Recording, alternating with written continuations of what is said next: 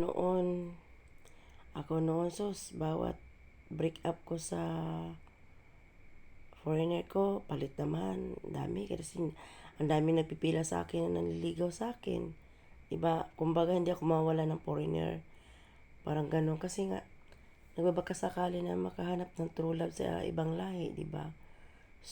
Ang bagsak ko, Pinoy rin din pala ako bagsak, atay. So, nag-decide ako na Pinoy na lang. So, mag-Pinoy na lang ako kasi nga, kung Pilipino kasi is makikita at makikita mo in person, hindi na kayo mag-LDR. Although nag-LDR naman kami ng ilang ilang linggo ng aking partner ngayon. Kaso lang, ang kwento pala niya is meron siyang karelasyon. Hindi pa pala tapos yung relasyon niya sa ibang babae, di ba? So, in short is nagsinungaling sa akin at tinago niya yun. Pero, kasi, nagawa naman daw niya yung kasi nga, para yung babae nanlamig na daw sa kanya, di ba? Tapos, parang wala na rin pakialam sa kanya. Parang, mga ganyan-ganyan. Hindi na siya pinapansin. Yun ang kwento niya sa akin, pero hirap kasi maniwala sa kwento lang, di ba? Dapat parehas mo pakinggan yung side ng isa, side niya, di ba? So, kumbaga, biktima din ako sa panluloko ng partner ko ngayon. Pero wala akong magawa is may mga tao talagang ganun na magaling tago ng sekreto pero nalaman din, di ba? So, ako kasi ayaw ko talagang niloloko ako. Kasi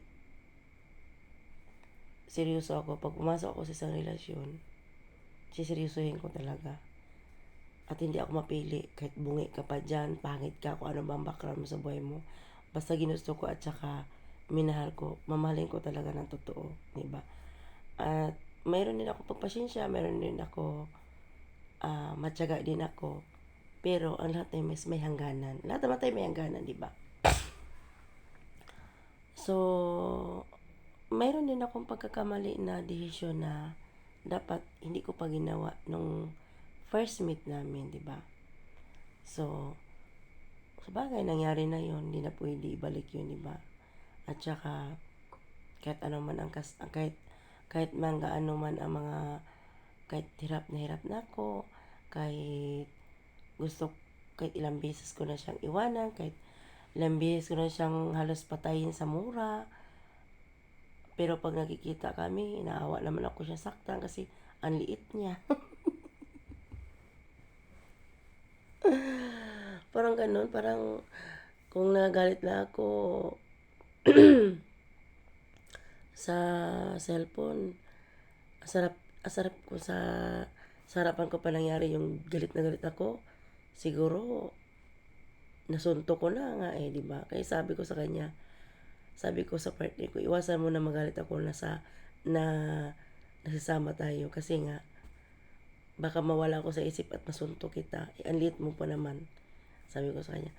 Pero, yun, kaya nga sabi ko lahat naman tayo is may pagpatawad. Kung talagang mahal mo talaga ang isang tao, kung talagang totoo ka talaga ng mahal ng isang tao, kahit gaano pa kasama or kasakit ang ginawa niya is, andaon pa rin siya mapatawa, diba? Kasi, ganun yun ang love, diba? Ganun yun. So, siyempre, lahat naman tayo may ugali na hindi maganda. Kahit gaano pa natin kabait, di ba? Kahit gaano pa natin usabagay para kang angel, siyempre, madidemonyohan ka rin, di ba? So, ganun lang yun. So, kung ang Diyos nga nakapagpatawad, so, ba't ako hindi, di ba? Kung tayo nga, ulit-ulit tayo nagkakamali, nagkakasala is, ang Diyos is milyon-milyon na nagpapatawad sa atin, di ba? Dapat ganoon din tayo mga tao, marunong din tayo tumanggap ng pagkakamali at marunong din tayo magpatawad sa kapwa-tao natin, di ba?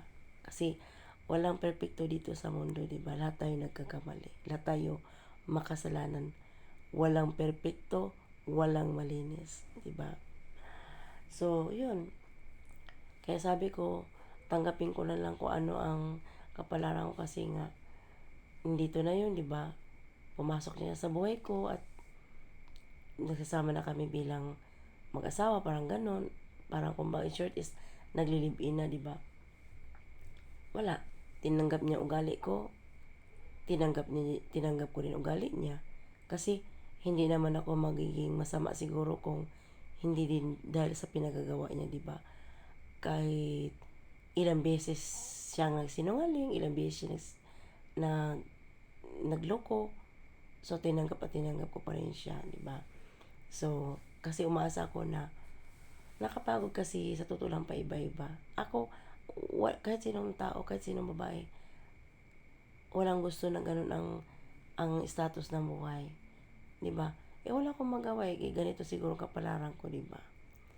So, tanggapin ko na lang kung ano ang magiging buhay namin dalawa in the future, di ba? Kung para talaga sa akin, kung siya talagang bigay sa akin ng Diyos, is tatanggapin ko ng buong puso, di ba? Ang walang ibang nakakaalam kundi ang Diyos lang. Kasi nga, wala naman yan sa tagal sa pagsasama kasi nga ako nga may anak nga ako sa una kong asawa, may anak ako, kasal ako, pero wala din. Hindi basihan ang kasal ka or sa pagsasama na matagal. Ang pagkaalam ko is pagkakaintindihan, 'di ba? Lahat ng bagay is pinag-uusapan, 'di ba? Ako nga minsan pag naiinis ako kasi nga nahuli ko, how many times ko siya nahuli, nakipag-chat sa mga babae, ganyan-ganyan.